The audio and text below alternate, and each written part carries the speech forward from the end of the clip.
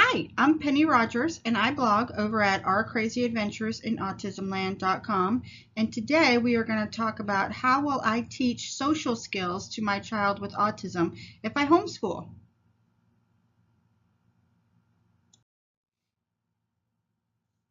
There are lots of places to teach social skills, but today we're going to talk about where to do that for free. Now, for us here in Autism Land, we teach social skills at home with his sibling, at church with other peers his developmental age, at the library, again with his sibling, at the post office or community places, at the store like Publix, social skills group, which he has either with his therapist or you could find other kids. Parks, playgrounds, those are always the best. Those are the most hectic and the hardest for the child with autism. Arranged playdates and at museums and attractions. We choose these places because those are the easiest to do it and they're free. We need to take time to remember that our money for autism therapies only goes so far. So we need to try our best to do what we can to stretch that dollar so that we can afford autism at in other therapies. So we like to do the social skills part as cheaply as possible.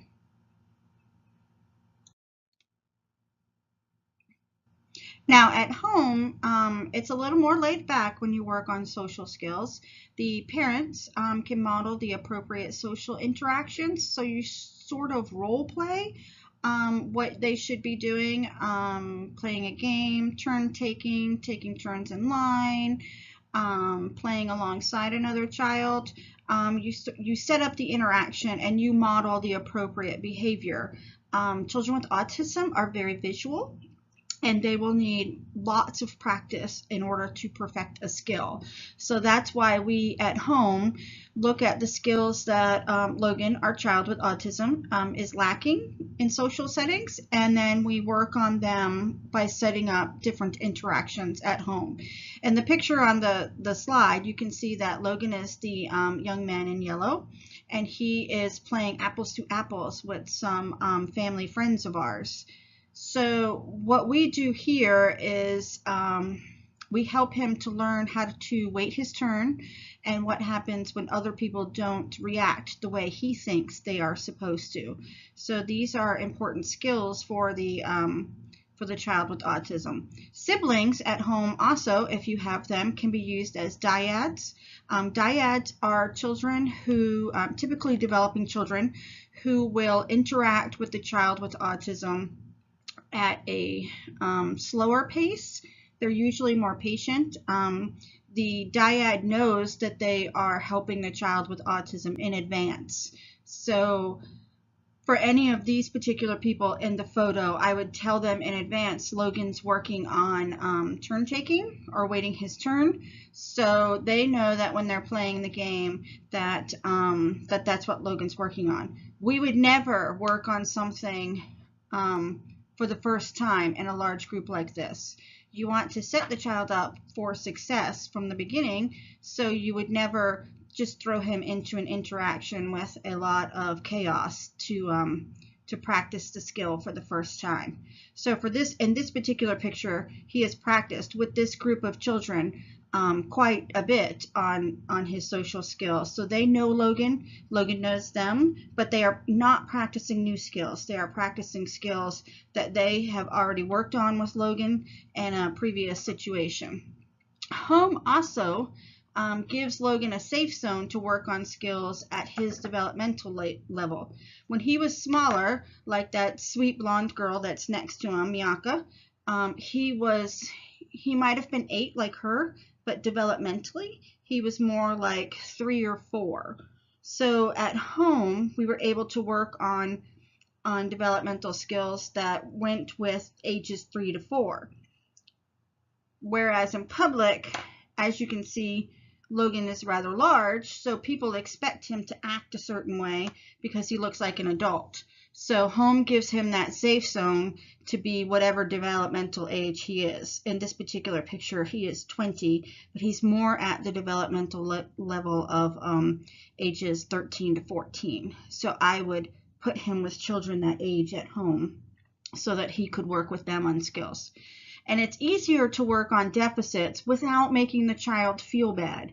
Sometimes, especially when they're older, anytime I find that once they reach double digits, they start to realize that they don't interact with others quite the same way as typically developing children. So home is a great place to work on those deficits, and the child doesn't feel like he's not typical, or that other people are staring at him or judging him or whatever. So it really becomes a safe zone and makes it easier to work on those without making the child feel bad, because we would never want the child to feel bad. It's never my goal to make Logan feel bad. It is my goal to make him be able to interact with the world around him in the easiest way possible.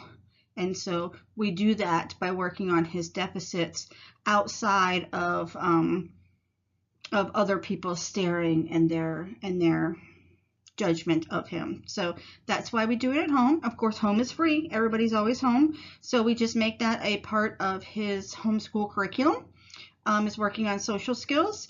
And we also give his siblings credit for working with him as well if they are working on a particular skill that he needs to work on. So if they take time out of their day to work with him, then we make sure to praise them and to reward them for doing that.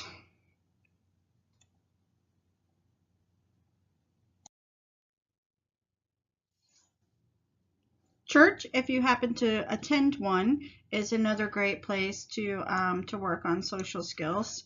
Your child with autism gets to interact with both children and adults at church, so it sort of gives them a different perspective on things. And it also, like with Logan, makes it less, what's the word I'm looking for? Intimidating, because he's interacting with a wide variety of ages. So he can be himself at whatever developmental level he is. And then he gets that interaction on the sliding scale of ages. So he's going to get some sort of positive interaction with someone, usually at church, that will reinforce what we're working on. You can also practice appropriate public behavior in church. We sit at the back of the church, toward the end of the aisle, where we can make a quick exit if we need to. Again, it is never our desire to make Logan feel bad when he's working on his skills. So, and I also have to recognize that sometimes there are going to be sensory issues and things like that that are going to make a quick exit important. And so by sitting in the back away from where everybody else can see us, and by at the end of the aisle, we don't have to make a scene if we have to leave. So there's just a little caveat there, that if you are working on these, that you sort of make an easy exit plan. So you can practice appropriate public behavior, like sitting in an audience. That's important for children with autism to learn, because sometimes sitting in an audience, they tend to move around, or they'll tap their fingers together. We all do it. They play with their hair. They tap a pen. Logan will in the church pew, he will sit crisscross applesauce and move his highlighter back and forth, sort of flick it back and forth. And so we had to train him that when he's out in public, that there's nothing wrong with it. It just looks odd. So we taught him how to sit in an audience and do that sort of off kilter, or off to the side, so that no one could see, or it wasn't as noticeable. Not that no one could see him, but just that it wasn't as noticeable. They also have to learn how to keep quiet during a performance, or during a sermon, or when someone's speaking. My favorite story ever is the first time Logan sat in big church with us. He was too old at that point to be in children's church, and it really wasn't meeting his sensory needs anymore. There were too many small children screaming and acting. Just it's hard. Small children just sometimes do crazy things that you don't expect. So we brought him into big church, and he sat very well actually through the whole sermon. I made some notes on some things to work on with him, and after the pastor did his sermon, he said, I only have one more point, and then we'll be done and you can leave for lunch. And of course the whole church is quiet, and he said that, and Logan answered back to him, well, thank goodness, because I'm starving. So we, of course, had to learn that when the pastor says things like that, he's not really looking for an answer. He's just telling you that it's almost done. The church, thank God, thought it was hilarious, and everyone laughed. I was mortified, and it's funny now. It, of course, was not funny then, but sometimes you have to remind yourself of that. So, again, pay attention to sensory needs to make it successful. Success is the most important part here. You're trying to make positive episodic memories so that the child with autism will want to try again. So try to stay a little bit longer than they're comfortable with, but not so long that they have a meltdown or that they come apart. So you want to push them just past their level and then bring them back so that they're successful. So for us, this meant headphones or earplugs during the actual worship portion because the music was too loud.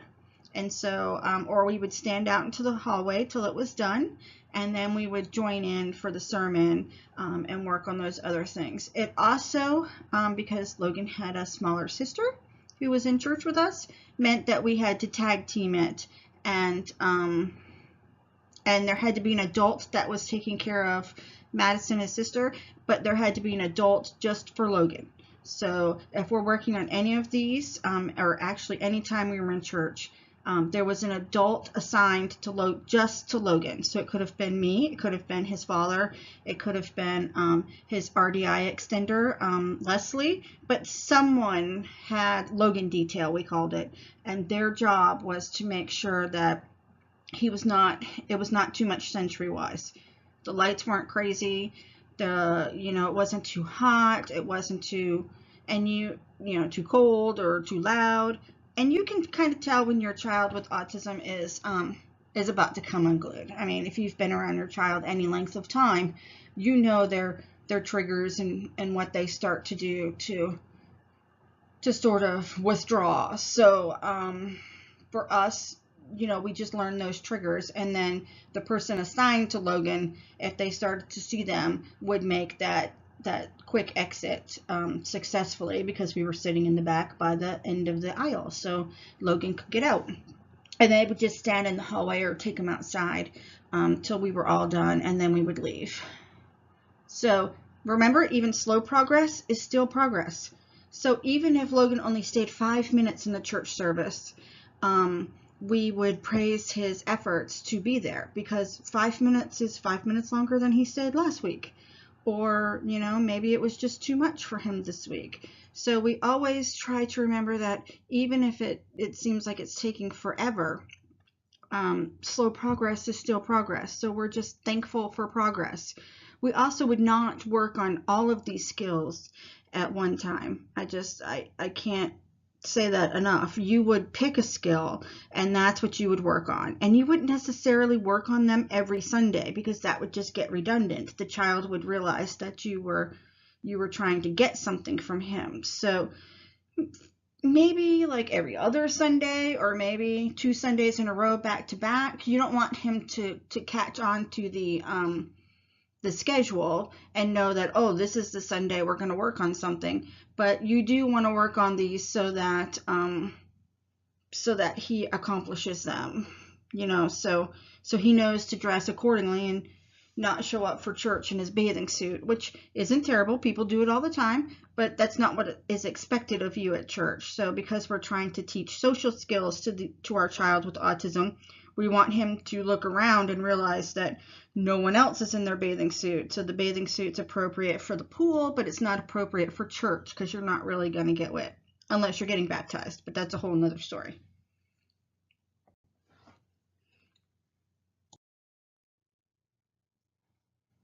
Libraries are a great place to work on social skills because you can usually work at your child's developmental level. Now, I've mentioned developmental level several times. Your child's going to have a chronological age, which is, whatever age he is, and then they're going to have a developmental age, which is normally several years younger. You heard me say in an earlier slide that Logan was 20, but developmentally he was more like 13 to 14. So I would expect the skills that Logan is working on to be ages 13 to 14. I would discipline according to how I would discipline his sibling at ages 13 to 14. And I would expect behaviors from him from that age too. When he was much smaller and he was, 5 or 6, developmentally, he was more like 18 months to 2 years old. So again, I would expect behaviors and I would discipline according to 18 months to 2 years old. This allows your child to work at their level and their pace, and it helps them to fill in the gaps that they might have missed when they actually were that age. And they have gaps because their brains, of course, are wired differently than ours, so they don't always make the neural connections that they need at that age to successfully go about in a social setting. So that's the developmental level, and that's what you would do. You get the most bang for your buck, if you will, if you work at their developmental level. And as they fill in the gaps, sometimes they will make huge leaps. So they will go from, working at the developmental level of age 5, and they'll fill in some gaps there, and it'll all the pieces will fit together.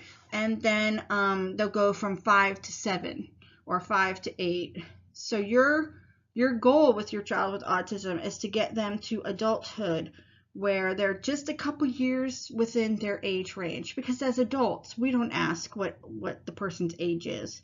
I'm 45, but I don't walk around saying, no, I can't talk to you because you're not 45.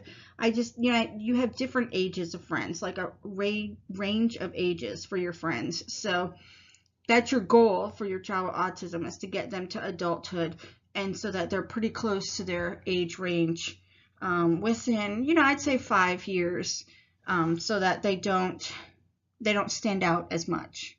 So back to libraries. Libraries are a great place to work on social skills. There are usually, just like church, a range of adults to children there. Librarians are usually far more patient with children, especially because, that's their job. They are more than happy to talk with your child about his current passion or obsession, and point them in the direction of finding more information. And they do this with all kinds of children, not just children with autism. They do it with typical children, and they do it with special needs children, and they do it with adults. So it's not odd for your child to be talking to a librarian about a specific subject and in advance. So that's a great place to work on that. You, of course, can utilize the programs there to work at your child's developmental level. When Logan was 5, him and his sister Madison have almost a 5-year age difference. So when she was going to story time, when she was like 2, and that was his developmental level, 18 months to 2 years old, it didn't look odd that he was in there with her. Even if it did, it's a great place, because that's where you're going to find 2-year-olds, is at, preschool story time. So the library is a great place to work on that. And because it's free, if your child isn't having it that day, you can just leave, and it's no big deal. I like to tell the librarian, especially if it's a larger child, about their special needs, so that when we walk into story time with our 6-year-old and he runs up and acts like all the other 2-year-olds, they sort of know what's going on, so that they're not surprised, or they're not expecting him to act like he's 6 when he's really not. So they sort of include him in it. So I would never, of course, speak to the librarian about my child's challenges or deficiencies in front of my child. I would go with another adult, and while they were playing with Logan, I would take the librarian aside, because you don't want to discuss your child's faults in front of your child. You'll make your child feel bad, and that's not what we want to do with our. I almost said that's not our problem, but that is our problem. That is not our goal, is to make our children feel bad. It's never our goal. Librarians also will be more apt to practice basic social niceties like greetings and conversation skills if they know in advance that your child already has challenges. Now, they're going to say hi to a typical child, or even if they don't know the special needs child. But if you tell them in advance, we're working on greeting people, they're going to greet your child every time they see him, which is great practice. So, and then they're going to work on the ebb and flow of conversation skills. So I would, of course, tell them your child's developmental age. I would tell them any challenges your child has. If your child's nonverbal, you're obviously not going to be working on greetings or conversation skills, but they can still greet your child. So I would just make sure that they know what to expect back and what you're working on. And you always want to go to the library with the simple agenda of interacting with other children. You're not there to work on turn taking or standing in line, things like that. Your main goal is to just interact with other children that is your child's developmental age, so that they can see in action, because remember, our children with autism are very visual. They can see these social skills in action in a typically developing child, so that they know their brain can make those pathways to know what is expected of them.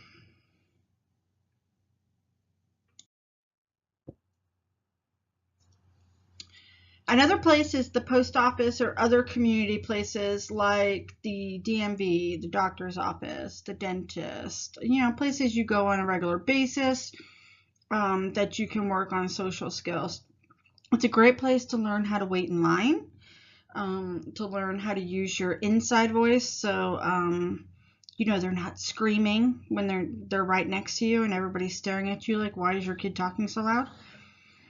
They learn how to stay in their own space. We all have that personal space, and children with autism often don't realize that other people don't want them in their personal space. So they'll get too close when the person is talking, or they'll get too close in line and their body will be touching the other person's body. And so they need to learn that that's not acceptable in social situations. They also learn to answer questions from strangers. We all get those questions. What are you doing out of school? What grade are you in? What did you have for lunch? Just random questions from people who are just trying to make conversation. And so the child with autism needs to learn to answer those questions, albeit they can answer them quickly and succinctly. I would never expect Logan to have a conversation with a stranger that he didn't know, who was, asking questions that he didn't want to answer. So we have taught him that when someone says, what are you doing? Why are you out of school? He says, because I'm homeschooled. What grade are you in? For us, it's hard because he's in several grades, but we've taught him that whatever grade he's in at church is what grade he answers. So now he says I graduated, or before he would say I'm in 10th grade, or I'm in 5th grade. So whatever grade he was participating in at church is the grade he would always answer. But you also have to teach your child with autism that some questions don't deserve answers. So if people ask really personal information for safety reasons, you would not answer that. So if someone says, where do you live? We teach Logan that he would not answer that. He would come find, if we're not in line with him, then he would come find us, so you want to make sure that your child knows to answer questions politely, but some questions are off limits. And so it's also a great time because most children with autism have slow processing speeds. A lot of children have the comorbid condition of auditory processing delay. So when I say to Logan, "What grade are you in?" I expect an immediate answer, but he's still processing "What grade are you in?" because, his brain is wired differently than mine. So I have to give him time to answer, but I also have to teach him that other people are going to expect an immediate answer. So by practicing how to answer questions from strangers in places like the post office or the DMV or the doctor's office, it also helps his processing speed increase so that he can answer questions quickly. I also like to teach him that if he doesn't know the answer or he can't process it fast enough, he's allowed to just say, "I don't know." And the person may look at him odd, or it may not be an appropriate answer, but you also have to learn when to just say, I don't know. I really don't. So especially if they're rapidly firing questions and he's still on question one, then you have to teach him a way out as well, if that makes sense. So when he went to get his base ID, because we live near a military base, the guy asked him several questions. Why do you want to come on base? What do you want to do? Where are you going? And Logan, of course, answered logically. Why do you want to pass? I want to pass so I can come on base. What are you going to do on base? I'm going to go on base. Where are you going? To the base. And so, yes, it looked odd, but it made sense. I mean, that's in Logan's head, that's what he was doing. So at that point, because the person was looking at him rather odd, I had to step in and say, "We are here for hiking," or "He needs his base pass renewed," is all we're here for. Which made sense. And so when we left, Logan and I role played and went over how all he needed to tell the person was that he needed to get his base pass renewed. And so his answers to the questions didn't really make sense to the man behind the window. So that's why he was getting the odd look. But in Logan's head, they made perfect sense. So we obviously still need to work on learn to answer questions from strangers, which just means we need to go out into the community a little more and interact with people. So also learning to stay in your own space. I know I touched on this before, but that is huge. People don't like to be touched. They don't like you to be close to them. They'll tend to be rude, and they will say something and expect you to move quickly. And we lean back to our children have slower processing speeds, so this just sets them up for failure if we don't teach them that they need to stay in their own space. So we want them to stay safe, and we want them to be successful when they go out into the community. So we want to teach them the vital skill of staying in their space. That's probably even more important than learning to answer questions from strangers. There are loud people all the time, and there are people who skip the line all the time, so those are important skills to teach. But on this particular slide, the most important skill you can teach your child is to stay in his own space, because that will keep him safe, and that will keep the interaction successful as well. So if you only go to the post office, which we have done, we have only gone to the post office just to work on waiting in line. We have shown up at the post office just to learn to use our inside voice. Yeah, even typical kids have a problem with that. And we have, we go to the post office to learn how to keep a safe distance in line between us and the other person. So you can go to the post office and do this. They don't mind. You might want to give them a heads up. Hey, we're working on standing in line, so you're going to see us a couple times this week. We're just going to wait in line. You might want to bring them cookies. We've done that. You bring them cookies, you wait in line. They don't mind that you're up there. You just might want to tell them so you don't look like the weirdo hanging out at the post office. So the post office actually is a really great place to to work on this because there's always a line for you to stand in. So there you go.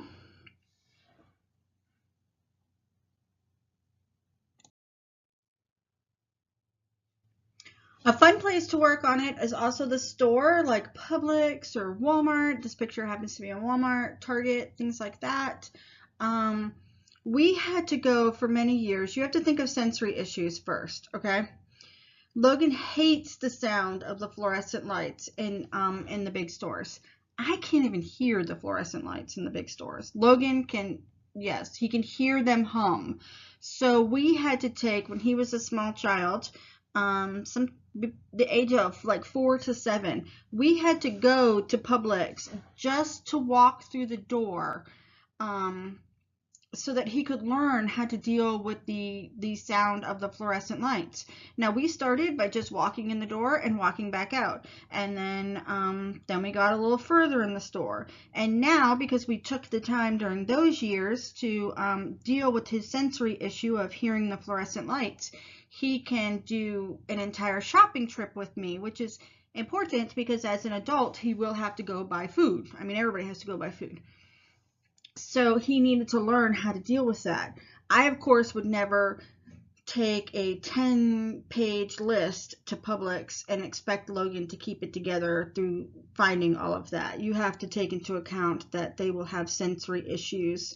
It's loud, the fluorescent lights that we can't hear, but they can, and the people, the smells, the sights, the sounds. I mean, it's a lot to process for anybody. But someone who processes differently from everybody else, it's even more. So you want to make sure that you set them up for success. I will harp on that through this whole session. It's always about success. But I would take them to the store just to work on these and then do the actual shopping some other time. Because you can't work on things and expect them to keep it together at the same time. I mean, that's just foolish. So if you're taking your child to the store to work on any social skills, which is a great place to do, you're not there to buy your groceries or to put tires on your car or, anything like that. You're there with your child to work on the social skill, and then you'll come back to do the others. Unless it's something quick, like if I'm running into Publix for potatoes, it's a great time for Logan to learn how to purchase the item. So we'll go get the potatoes, we'll come back, he'll learn how to check out, and then we'll move on. So the store is a great place to learn how to ask for information. If you don't know where it is, it's great to have your child find an associate or learn to find an associate and ask them where it is. Some stores, as you can imagine, are more helpful than others.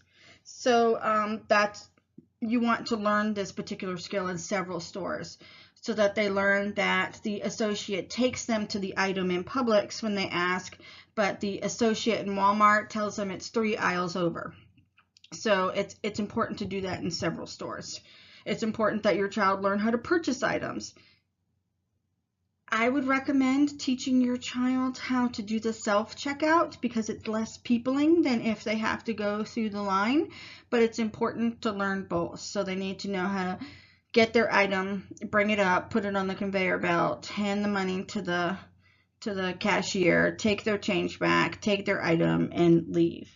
So the store is a great place to work on that. I would not work on all of that all at once. And depending on the age of your child, you would just work on whatever is age appropriate. We talked about the sensory challenges. It's important that they learn how to appropriately deal with them, but it's also important that you recognize that these sensory challenges are real for them. I often tell people that when Logan says he's cold and is just overwhelmed, it's physically painful for him. So if he's in pain, he's not going to want to do anything. And these sensory issues are often transferred through the nervous system as pain. So you want them to be successful. You want them to learn how to deal with it, but you also need to acknowledge that they have sensory challenges that a typical person will never know. Although I get overwhelmed, in large crowds, especially in Walmart. So it's not just them. And then, of course, safety. This is a great place to work on how to stay with your parents. or whoever brought you, so that they don't run away. Or it's a great place to learn that you shouldn't walk off with someone else without your parent knowing. Like, remember when they're learning how to ask for information, the Publix associate will bring them to the item. But they also need to learn to say, hey mom, I'm going with this associate to the marshmallows, so that you know where they are, so that they're not, kidnapped and taken to wherever, Bangladesh, from the store, and you don't even know where they are. So it's important that safety is always paramount. I like to use Logan's Angel Sense GPS system when we're at the store, because I know where he is. It allows him to walk away from me while still being safe. And there's a listen in feature, so I can, if I can't find him or if he's checking out, I can sort of listen into the interaction, and then we can work on it later. So so the Angel Sense is highly recommended by me, especially in stores, because safety is paramount, and our kids don't always recognize danger. So we want to be sure that they learn that in a store, they shouldn't walk out of the store with someone they don't know, or they shouldn't go to the bathroom with someone they don't know, or what to do when they're approached by someone they don't know, and how to respond. Also, as you can see in this photo, we want to teach them not to put these little heads on their thing. All I can think of when I see this photo, although it's super cute, of Rachel, is oh my gosh, how many people put that on their head? She could get lice. But this is a great social skill. Lots of people put it on, I'm sure. Rachel did not get lice, I'm pretty sure. But people do this for fun in stores. And our kids with autism may see people doing this and think, oh my gosh, they're breaking the rules. And you want to be sure that they know that they may be breaking the rules. It was not against the rules to put this on their head. I'm sure it's against the rules to roll tires through the store. But even if they are breaking the rules, that people do this out in social situations. They have fun, and they play back and forth, and they interact with each other. So they need to learn how to appropriately deal with someone who's being playful, and how to deal with someone who is making them unsafe. So they need to deal with both. In the store, like Walmart or Target or Publix would be the great place to do that. My recommendation would be to go during several different times. Early in the morning, you're going to find older people there, obviously, people without jobs, retired. Not a lot of kids because they're at school. In the afternoon, these stores are normally louder, busier, so that's a whole different set of skills to work on. And you're going to find kids and people getting off, younger people getting off work and things like that. And then super late at night, you're going to find different kinds of people, and I'm just going to leave it at that. So you just need to go at different times to the store, and you're working on different things, different social skills when you're there. Just like church, when Logan was younger and we went to the store and he could handle it, there was always an adult that had Logan detail, because safety was our number one concern. So if you can have an adult, if you don't have an Angel Sense, which is what we use now, just have an adult assigned to your child so that they know where your child is at all times. And it's not you thinking your husband has them and your husband thinks you have them, or you thinking grandma has them and grandma thinks you have them, and then they've been gone for like 30 minutes. So until you nail down all of these social skills and safety issues, you want to be sure to have someone assigned to keeping track of your child.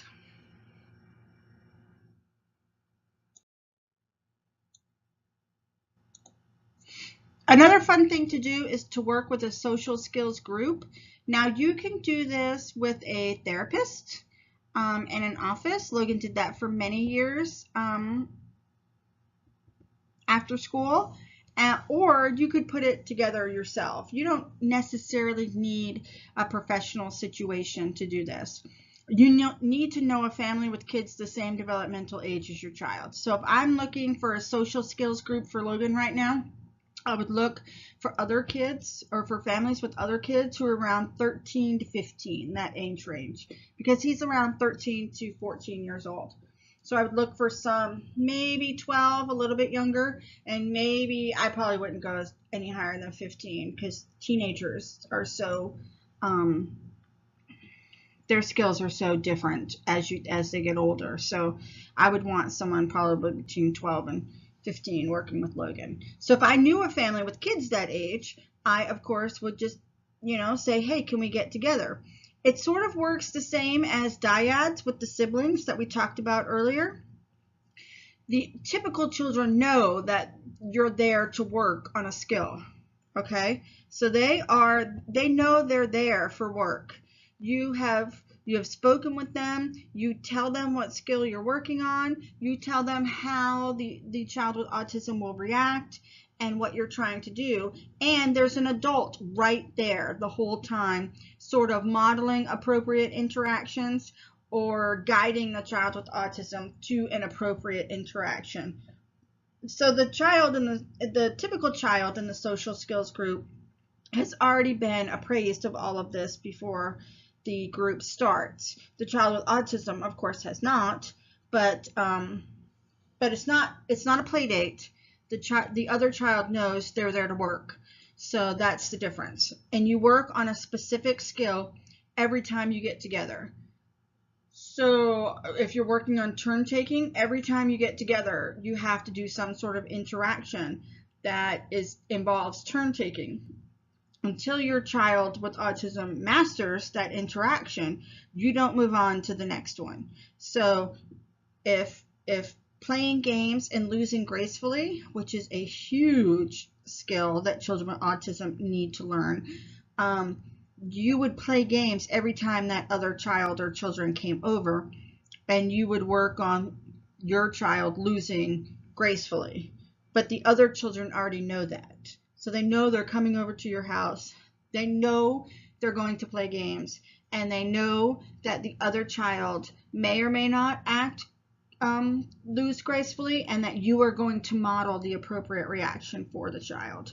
You want to make time for some unstructured play as well, because we don't all get together for, structured time every time we get together. You're also trying to teach the child with autism how to make friends. So some unstructured play takes sort of the emphasis off their skill that they're learning.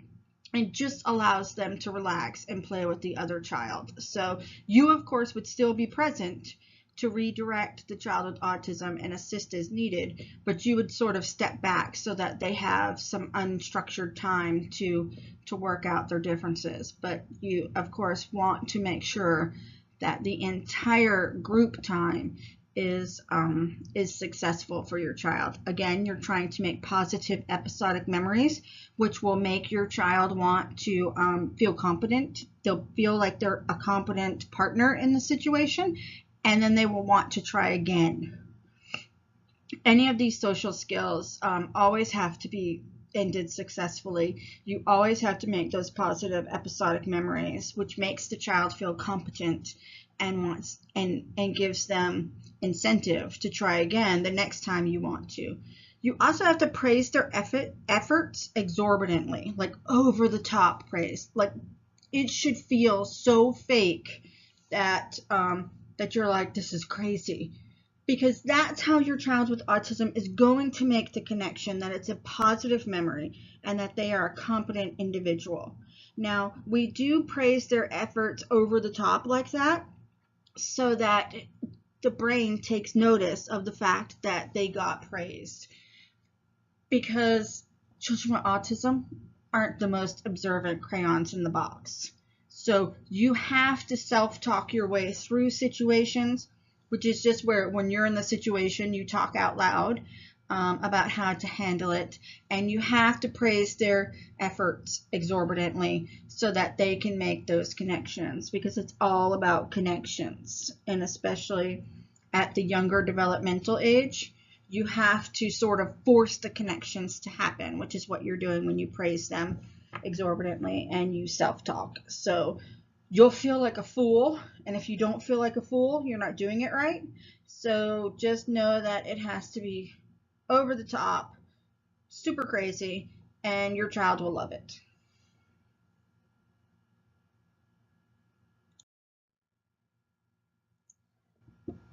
Playgrounds and parks are our next place where we work on social skills.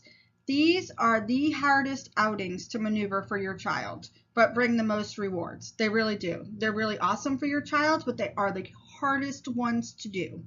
So you want to keep these outings short and sweet. You may have to start at 2 minutes at the park and then you leave. And then you work up to 3 minutes at the park and then you leave.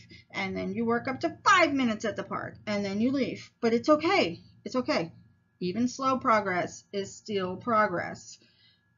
These particular outings bring the most rewards because there's so many different ages of children there, and there are so many different things going on that your child has to navigate, that they make those neural connections quickly at these outings. So they will also be the hardest for you to maneuver, because when you're at the park with other kids your child's age, you see the deficiencies in your child. There's no nice way to say it. You see that your 9-year-old child really is developmentally 4 years old, and it hurts your heart. So you make the outings short and sweet for your child's success and for yours, because it's hard to be near children your child's age doing things that you only dream of your child doing. So make sure you have playgrounds and parks in your social skills repertoire, but they have to be short little bursts. They aren't designed like the social skills group or the post office or the library to be long drawn out outings. They can't be. They just can't. So don't get discouraged that you're only at the park for one swing on the swing set and then you're done, okay? But do keep going and do keep trying, because you will see the most rewards there. And as your child gets more of his sensory challenges, like in the store, um, up to par, then he will have more success at the playground and park too. So you're making lots and lots and lots and lots of neural connections at the playground and park, but it is so much work for your child. So you definitely want to make sure that there is some sort of downtime where your child gets to sort of check out, if you will, and do something that is not, no one's requiring something of him. For us, this happens at playgrounds and parks. It happens after family events or after church even, that Logan gets downtime to go in his room and pace back and forth. And his room has always been a safe zone. So he's allowed to, when it's too much sensory wise in the house, he's allowed to go to his room and close the door and sort of relax and recharge. So the downtime after these outings is just as, if not more important than the actual outing, because your child has used every ounce of energy he has to do the playground or park for whatever time you did it. And so his sensory nervous system just needs time to recharge and reboot. So that's just as important as going on the outings, is factoring in that there will be downtime or some sort of reward. So if you go to the playground and get a Frosty, and then your child gets to go home and read books, you should do that every time. So for a long time, we would go to the playground, we would get a Slurpee at 7-Eleven, and then Logan was allowed to play on his Wii or whatever he wanted to play on electronically for 20 minutes after we got home. So he had incentive to keep it together and to work hard at the playground, and it also made the positive memories that we needed.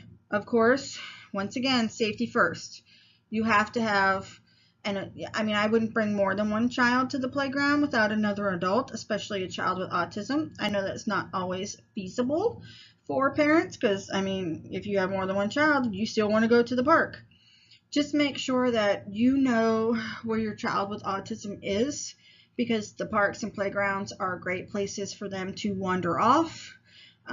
Most children with autism are attracted to water, so there's that, and it's a great place, of course, for them to wander off with a stranger or whatnot. So you want to make sure safety first, and that you know where your child is and what your child is capable of. Um, and if you can, bring another adult with you, so that you sort of, or maybe another family with a mom that can kind of keep her eye on your child at the same time, that you're out there working with your child, or your other child's there. Maybe she can watch the sibling while you work with your child with autism. So either way, just make sure you have a safety plan in place before you go to the playground and park, but do absolutely make sure that you're going to the playgrounds and parks, because these are the outings that you will cherish, because you will see the most interaction here. So arranged playdates are a great place as well. Arranged playdates are different than social skill groups, because you can have a wide variety of ages there. So you would just get together with your friend who has 5 kids to go with your 3 kids, and they may range in age from 18 months to 15. So the age range isn't, you're not worried about the age range as much.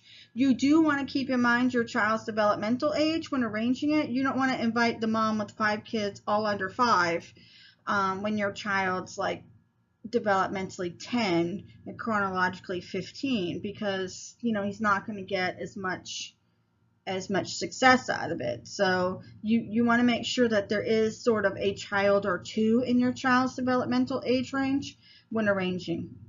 They are less structured. You're not working on specific skills when you have play dates. You're just working on playing. So that you don't really have to have a plan in place. You just have to invite people over, and or go to other people's houses and play with your children. Now, if they are coming to your house, you want to set your child up for success by putting his favorite or cherished items away. Part of learning to play with others is learning to share, and it's hard to share items that you love, to death. So don't expect your child with autism to share his favorite toy, with every kid that comes to the house. And God forbid something should happen to the toy while they're all there playing, you're going to have a meltdown on your hands, in front of everybody, because simply because the toy is broken, or the child won't give them the toy, and then you've had no success. Your child's not going to want to try again the next time play dates come around. So we often would have like a bag lunch, like have sandwiches or something like that. We'd make a picnic on the floor, and then the kids would go off into the bedrooms and sort of play, with the moms hanging out close to that area so we could still hear what was going on, as the children played back and forth. Normally this didn't involve electronics, simply because you really can't play with each other on something electronic, and then you also run into the skill of needing to include others in some sort of electronic game, and that's super hard for our kids. So that's a much higher level thinking skill, and you would not want to start there. Now, since Logan is at the age range of 13 and 14, I would be okay working on that. I would have people over that wanted to play a game that he liked and he was good at, and that he could show them things, and I would let them play together. That would not be the only thing they did, but I could certainly see making it part of the play date now. So arranged play dates are fun. You can also find other homeschool moms who just want to get out of the house and have conversations and their kids play. You just need to make sure that they know that your child has autism, and that your child may not respond in a way that seems that seems correct for their age, and that you may have to cut the play date short so that your child can relax and recharge and not have a meltdown, because we're going for success here. So it's it's a great idea to find people who have a wide variety of children who would be willing to get together, not only for your child but for you. It's also fun for moms to get together to have play dates with their children, so that the children can play and the moms can sort of talk back and forth.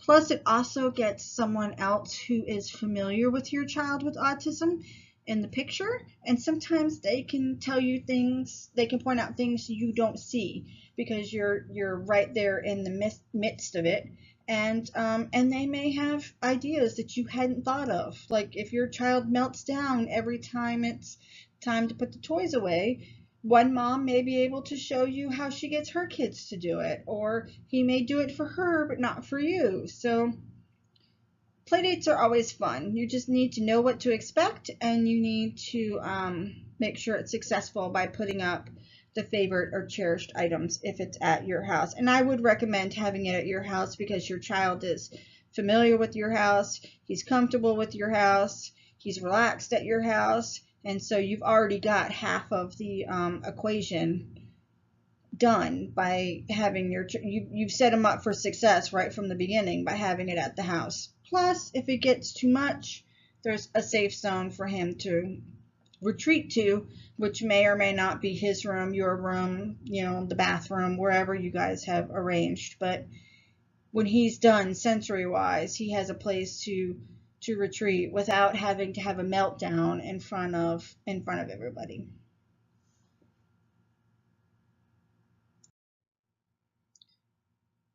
So this brings us to close to our last slide, the museums and attractions. The great place about museums and attractions is you will never see those people again. So if your child tells someone they stink, or has a meltdown, or knocks something out of someone's hand, or drops his drink, whatever, you're never going to see these people again. The odds of those people being at the museum or attraction ever again are slim to none. So it's easier on you to make your child successful because you don't really care what other people think. So I have found that places like the Children's Museum or the Art Museum, or attractions like Gatorland or Disney World when we lived in Florida, or the Desert Museum now in Arizona, are great places to go to practice waiting in line, just like the post office. Waiting in line at a museum and attraction is different than waiting in line at the post office. Most people at the post office are waiting in line. It's air conditioned. They're dressed. Things like that. When you're at a museum or attraction, it may be outside where it's hot, sweaty, maybe windy. People don't always use deodorant like they should. So your child has to not only wait in line, but they also have to deal with the sights, sounds, and smells of other people. So this is a different sort of practice waiting in line that you do at a museum or attraction. And it's also why I said, you're never going to see these people again. So when we were waiting in line for Pirates of Caribbean, one time there was a whole group of teenagers in front of us who were obviously there in a group from another country, and not a lot of them used deodorant. So it smelled pretty bad of body odor, and Logan was quite vocal in saying that these people really should go buy some deodorant. I mean, vocal to the point where he turned around and asked if we should go buy them deodorant. So I, of course, was mortified because this is not socially acceptable, but I'm never going to see those teenagers again. So we were able to talk right there in line about how rude it was of him to say that, and how we don't talk about if we think other people stink, or how other countries have different grooming habits than we do. So there you go. I mean, it's a different practice waiting in line. So they're also chaotic and stressful for your child. So you would not want to work on social skills the whole time you were there. You want to have fun, you want to learn things, you want to work on social skills every now and then, but it's important for your child to learn how to deal in a chaotic, stressful environment and still hold it together in a socially acceptable way. So you want to start small, of course. You want to practice safety skills so that they know how to stay with you. They know how to ask if they happen to get lost. This is a great place to learn how to ask someone and how to notify or find someone that can help you as opposed to just a complete stranger, and what to tell them. So, Walt Disney World is a great place to work on if you get separated from your parents. You could go to a cast member and you would tell them your name and your mom's phone number, and they would call her and come get you. So to do this, we would Michael, my husband, and I would go together with just Logan into Disney World, into one of the parks, and keeping Logan in our eyesight, we would get lost. We would step away when he wasn't looking, so that when he turned around, we weren't there. We of course could see him; he could not see us, and we would work on finding a cast member, telling him his name, telling him his phone number, or if he was nonverbal, because he gets some social anxiety, and he can get selective mutism, which just means that when stressed, he doesn't talk. He's not able to express his thoughts. So for this particular one, we taught him how to find a cast member or a police officer, or someone in authority, and to show them a card that said his name and his mom's phone number, and that he had autism, or we had it written on his hand so that all he had to do was show them his hand. Things like that. So you sometimes have to think outside the box for safety issues or practicing safety skills, especially if your child is nonverbal or has selective mutism like Logan. But it's certainly important to practice them. And museums and attractions are great places to do that. So it's also a great place to learn how to handle crowds. I am not going to lie, when we took Logan to those places to learn how to stay in a crowd and be okay, it was just as much for me as it was him. I hate crowds. I can't stand that many people around me. So when it came time to teach Logan, we worked on it together. We would go and we would stand in a crowd, and we would learn that sometimes people get too close to you and why we didn't like that, which helps us to remember when we're standing in line at the post office to stay in our own personal space, or how to just navigate when a crowd's walking one way and you need to go the other way, things like that. So this is a great place to do that. Always leave on a good note. You want the child to have fun and not make the connection in their brain that the museum or attraction is a place where they go that drains them or stresses them, or mom's always practicing something with them there, so they don't want to go anymore, because it doesn't make any sense for them to cooperate with you if every time they go it makes them feel bad, or they melt down, or they have sensory challenges that haven't been addressed. So slow progress is still progress. You just want to leave when you can. I recommend that at Christmas time or birthdays, when grandparents say, "Hey, what do you want me to buy so and so?" that instead of another toy, that they give memberships to the Children's Museum, or a membership to the Art Museum, or to, annual passes to some sort of theme park that is in your area, so that you can go work on these things and not feel bad that you're wasting money, because it was a gift for your child, and as long as your child's having some sort of fun, you're good to go.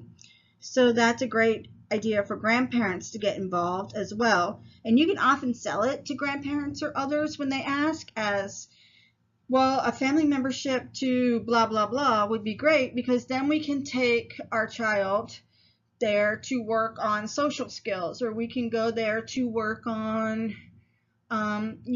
OT or something like that. And they always want to feel like they're helping with the child's therapy. So you can normally sell it on that. We still ask these many years later when people ask what to buy Logan that they buy memberships to some sort of museum or attraction, because that makes more sense for us.